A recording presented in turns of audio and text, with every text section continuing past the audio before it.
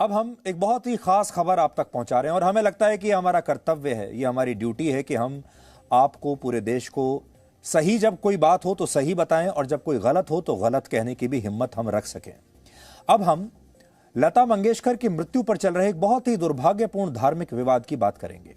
कल मुंबई के शिवाजी पार्क में शाहरुख खान अपनी मैनेजर पूजा ददलानी के साथ लता मंगेशकर को श्रद्धांजलि देने पहुंचे, जहां उन्होंने इस्लाम धर्म के मुताबिक पहले दुआ पढ़ी और इसके बाद उन्होंने अपना मास्क नीचे किया और लता जी के पार्थिव शरीर पर अपने मुंह से फूंका और फिर पार्थिव शरीर के चारों तरफ उन्होंने एक परिक्रमा भी की।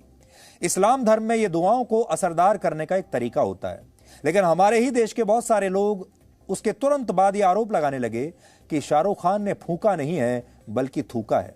इसलिए आज हम आपको इस पूरे मामले की सच्चाई बताएंगे।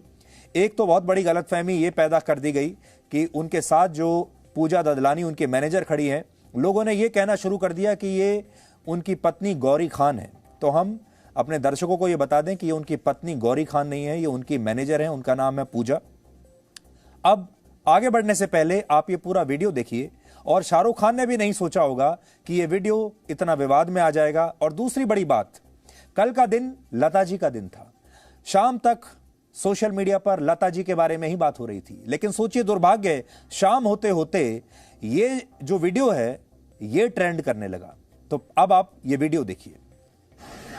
You can see Shahrukh here. अभिनेता शाहरुख खान इज, आप सामने देख रहे हैं, वो दीदी को नमन कर रहे हैं, अपनी भावांजलि दे रहे हैं अभिनेता शाहरुख खान जी।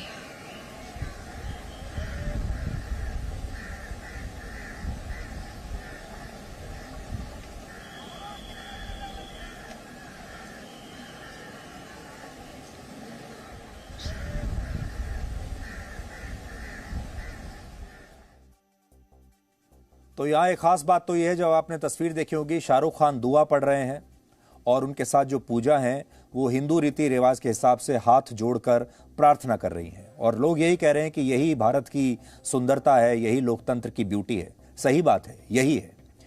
लेकिन यहाँ हम सबसे पहले आपको एक बात स्पष्ट कर दें, जो कि कुछ लोगों को जो इसे विवाद बनाना चाहते हैं शायद बुरी भी लगेगी, और वो ये है कि शाहरुख खान ने लता मंगेशकर के पार्थिव शरीर पर थूका नहीं था, जैसा कि कुछ लोग कह रहे हैं। दरअसल इस्लाम धर्म में जो हदीस है उसमें फातिहा का जिक्र किया गया है उनमें, जिसका मतलब होता है दुआ पढ़ना। फातिहा अलग अलग मौकों पर पढ़ी जा सकती है, जैसे किसी के लिए अगर दुआ मांगनी हो, कोई शुभ अवसर हो या किसी का खराब स्वास्थ्य हो। इसके अलावा किसी व्यक्ति की मृत्यु होने पर भी इस्लाम में फातिहा पढ़ने का जिक्र किया गया है, ऐसा किया जाता है। और इस्लाम धर्म में यह भी उल्लेख है कि दुआ पढ़ने के बाद अपने मुंह से उस चीज या उस व्यक्ति पर फूंक मारनी चाहिए ताकि दुआ का असर उस व्यक्ति तक पहुंच सके। आप कह सकते हैं कि यह एक तरह का इस्लाम में प्रार्थना करने का तरीका है।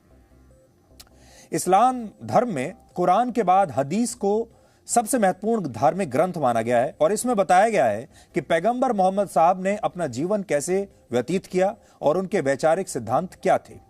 अनेकों हदीस में इस बात का उल्लेख मिलता है कि पैगंबर मोहम्मद साहब कुरान की आयतें पढ़ने के बाद अपने हाथों पर अपने मुंह से हवा फूंकते थे और ऐसा वो संपन्नता और अच्छाई के लिए किया करते थे।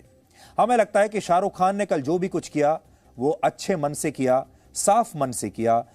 लता जी के मन के लिए उनके मन में जो सम्मान था, उस सम्मान के भाव से किया। वो भी लता जी का उतना ही सम्मान करते हैं जितना हम और आप करते हैं, जितना वो तमाम लोग करते हैं, चाहे उनका धर्म कुछ भी हो। आज आप लता जी के बारे में ये नहीं कह सकते कि उन्हें सिर्फ हिंदू धर्म के लोग ही चाहने वाले हैं। मुसलमान भी चाहते हैं, क्रिश्चियन भी चाहते हैं, बाकी धर्मों के लोग भी चाहते हैं, सिख भी चाहते हैं। हालांकि यहाँ एक सवाल यह भी है कि लता जी हिंदू थी और उनका अंतिम संस्कार हिंदू मान्यताओं के अनुसार किया गया। फिर शाहरुख खान का उनके पार्थिव शरीर पर इस्लाम धर्म के मुताबिक दुआ पढ़ना कितना सही है? इस सवाल का जवाब असल में किसी के पास नहीं है। यह एक ऐसा सवाल है जिसका जवाब आपको ना तो लोकतंत्र में मिलेगा, ना इस लोकतंत्र के संविधान के किसी अनुच्छेद में मिलेगा, और ना ही समाज में आप इस सवाल का कभी कोई जवाब ढूंढ पाएंगे। ना ही धर्मनिरपेक्षता की डेफिनेशन में इसका जवाब मिलेगा आपको। इस बात का जवाब आपको सिर्फ इंसानियत में मिलेगा। इस बात का जवाब इंसानियत में छिपा हुआ है। 31 जुलाई 1980 को जब मशहूर गायक मोहम्मद रफी का देहांत हुआ था, तब उनके अंतिम दर्शन के लिए लाखों की संख्या में लोग तब भी सड़कों पर उतर कर आए थे। और इन लोगों में कितने हिंदू थे, कितने मुसलमान, इसका अंदाजा कोई नहीं लगा सकता। तस्वीरें आप देख लीजिए। लता मंगेशकर की तरह मोहम्मद रफी को चाहने वाले भी किसी एक धर्म के नहीं थे, और इसे आप उनकी गायकी से समझ सकते हैं।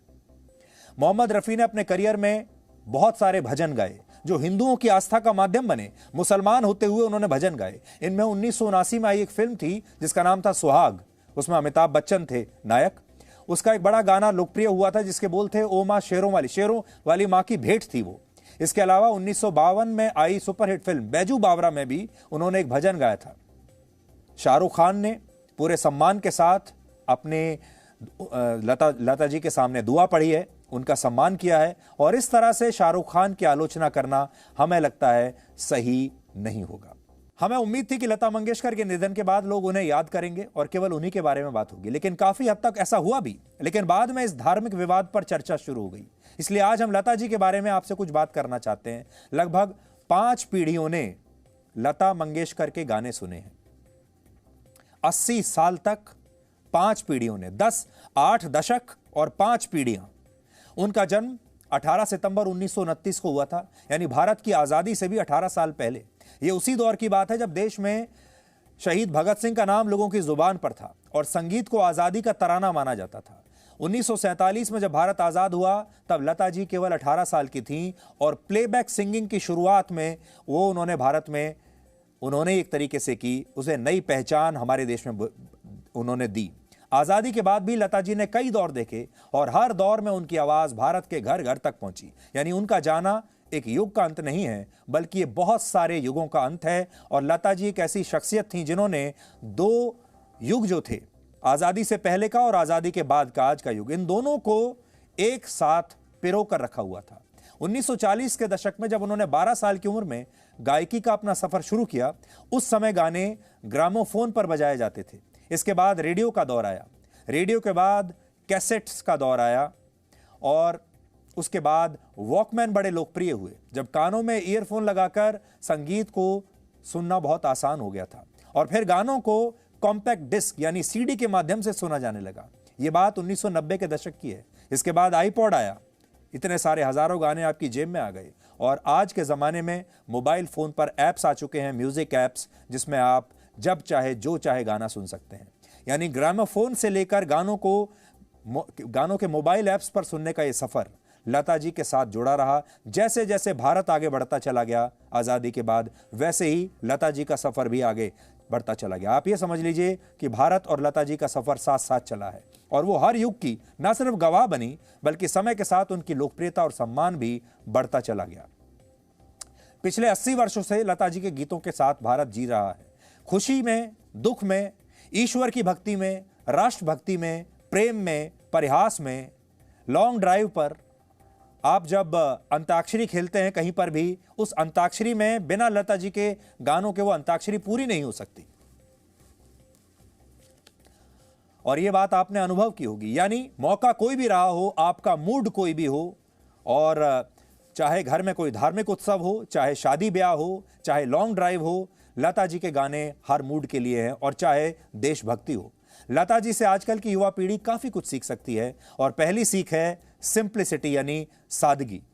अपने जन्म से लेकर मृत्यु तक उन्होंने कई युग देखे और हर युग में उनकी जो सरलता थी वो एक जैसी बनी रही। 1940 के दशक में भी वही सफेद रंग की साड़ी पहनती थी और अपने जीवन के आखिरी पलों में भी उन्होंने इस सादगी को छोड़ा नहीं। आप कह सकते हैं वो सिंपल लिविंग और हाई थिंकिंग यानी सादा जीवन और उच्च विचार की आखिरी मिसाल थी। आप जब आजकल के गायकों को देखते हैं जो थोड़े से भी स्टारडम ले लेते हैं, उनमें ये सरलता और सहजता आपको दिखाई नहीं देती। उनका लाइफस्टाइल, उनका स्टारडम, उनकी बड़ी बड़ी महंगी गाड़ियों में चलना, उनके वेकेशन पर जाना, इंस्टाग्राम पर रील्स बनाना, ब्रांडेड महंगे कपड़े पहनना, उनका एक अलग ही लाइफस्टाइल है। आजकल के गायकों के लिए ये सब कुछ दिखावे के आसपास तक सीमित हो गया है। लेकिन लता जी का जीवन ऐसा नहीं था और उन्होंने अपने सुर और सिद्धांत कभी भी छोड़े नहीं। लता जी गाना गाते समय चप्पल नहीं पहनती थी, क्योंकि गाना उनके लिए ईश्वर की पूजा जैसा था।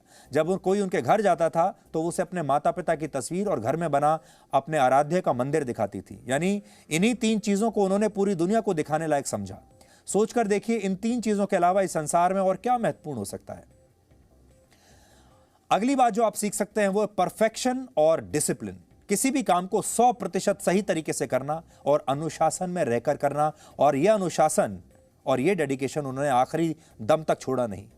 उन्होंने अपने पूरे जीवन काल में हजारों गाने गाए, लेकिन इनमें से एक भी गाना ऐसा नहीं था जिसके लिए उन्होंने कई दिनों तक रियाज ना किया हो। एक बार उन्होंने कहा था कि जब तक उन्हें अपने गले और अपनी आवाज से संतुष्टि नहीं मिलती तब तक वो गाना नहीं गा सकती।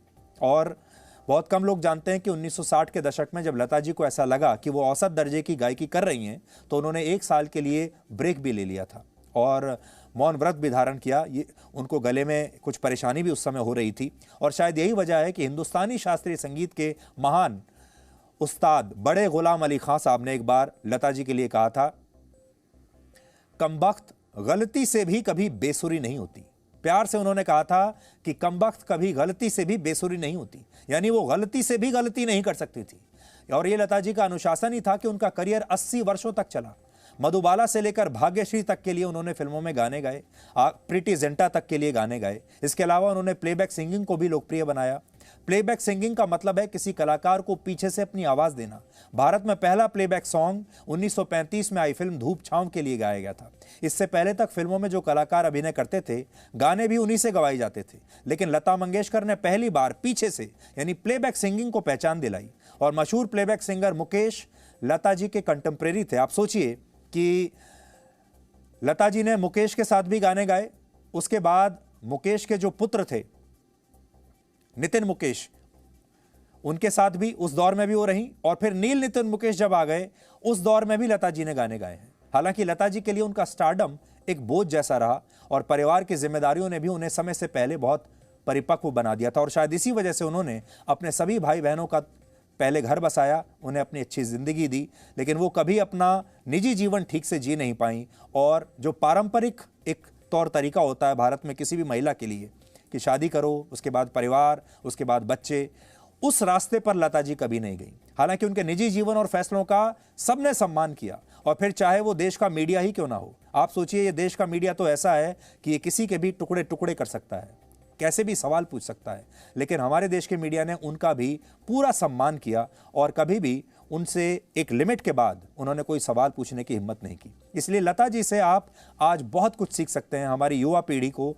आज लता जी हमारे बीच में नहीं है, लेकिन उनकी आवाज़ बहुत कुछ उनको सिखाती रहेगी, क्योंकि आवाज़ उनकी हमेशा अमर रहेगी। लता जी के अगर ये गाने हम आपको सुनाने के लिए बैठें तो शायद पूरी रात और कल का पूरा दिन निकल जाएगा। लेकिन सोचिए, ये भी कितनी दिलचस्प बात है कि इस साल बीटिंग रिट्रीट पर लता जी के ही एक बहुत मशहूर गाने की धुन बजाई गई। उस पर भी बड़ा विवाद हुआ था, और उसके थोड़े दिन के बाद लता जी हमें छोड़कर चली गई। इसलिए आखिर में लता जी को श्रद्धांजलि के तौर पर हम आपको वही धुन सुनाना चाहते हैं।